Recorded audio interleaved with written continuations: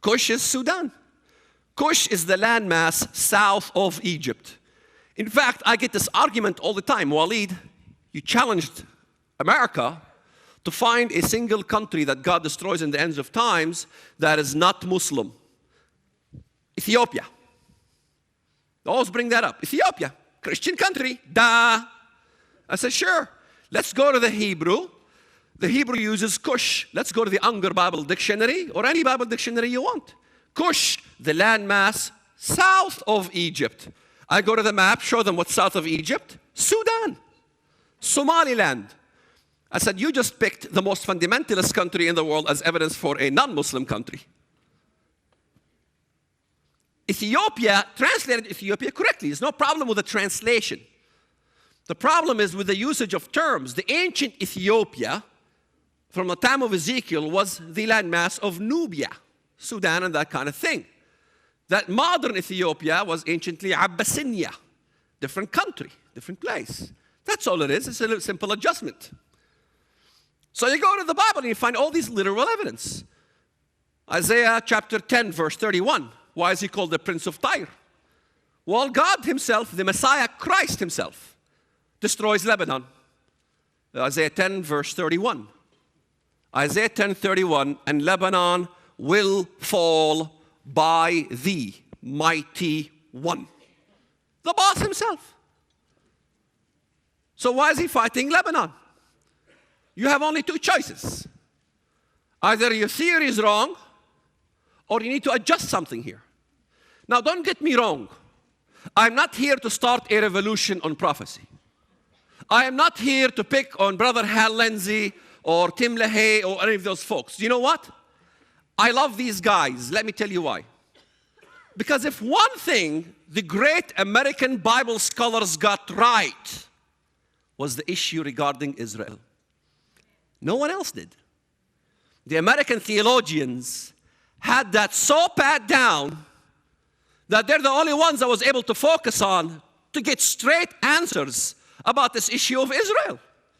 Because if I go to Eastern interpretation, Middle East, Israel doesn't matter. Israel is hated. So not everybody has the puzzle correctly. I have a piece, he has a piece, you have a piece, we put the pieces together. In the Middle East, you have a saying, I have one good idea, and you have one good idea. Boy, we put them together, we get two ideas. What's wrong with that? So don't get me wrong. I'm not trying to say that I'm starting. No, it is an adjustment. That's all it is. Because we all believe the Antichrist is coming. I'm not coming with new theories here. I still believe in tribulation period, 7 years, all these things, rapture, all these great things. We believe the same thing. It is just an adjustment that knowledge in the end will increase in time. The closer we get to the end, the better the picture is going to look like, and we have much better reasons or much more knowledge to put the puzzle correctly together. As Daniel said, seal the vision. For it's been for the end of time, for the time of the end. It's been appointed for the time of the end. It's sealed. So what part of sealed don't you get? If it's sealed until the time of the end. You know, they've been trying to unlock these things all this time. Now, am I coming with something new that's saying Islam is involved? No. In fact, I can quote you many historians that thought it was Islam as well. I take people like Lord, what's his name? Who wrote the 70 weeks, he figured out the 70 weeks of Daniel. Sir Robert Anderson. Sir Robert Anderson was in Scotland Yard, you know, he was head of Scotland Yard. He unlocked the 70 weeks of Daniel. He was the first in history to unlock the 70 weeks of Daniel to give you exactly the date and time when Christ came. Amazing stuff. I read some of his writings, and he said, I am not so sure that when the Bible talks about the revival of the fourth beast, that is talking about Rome. He says it's the Levant, not the Adriatic. It's the Levant, the eastern parts of the Roman Empire, but not the western parts. It's Egypt. It's those countries. I don't think Britain is playing at all, or The West is playing a role in this thing. Guess what? He was right. Can one man be right and the whole world wrong? I mean, everybody asks me, are you the only one with that theory? If I say yes, then, oh, forget it. I'm writing you off. Can one person be right and the whole world wrong? Do you know what? It usually is the case. If you believe in Noah, Noah was right and the whole world died. What kind of a message do you think God was sending? God was sending a message. You didn't pay attention to Noah. In the end, he went all the way to the bank and he cashed in. He's the only one that survived in his family. So I pay attention. Now, we can all unlock the Bible together.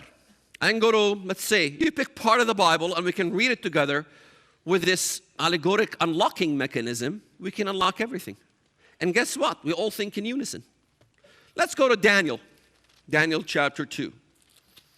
In Daniel 2, it talks about the image. Now in California, I don't have to explain that stuff from scratch.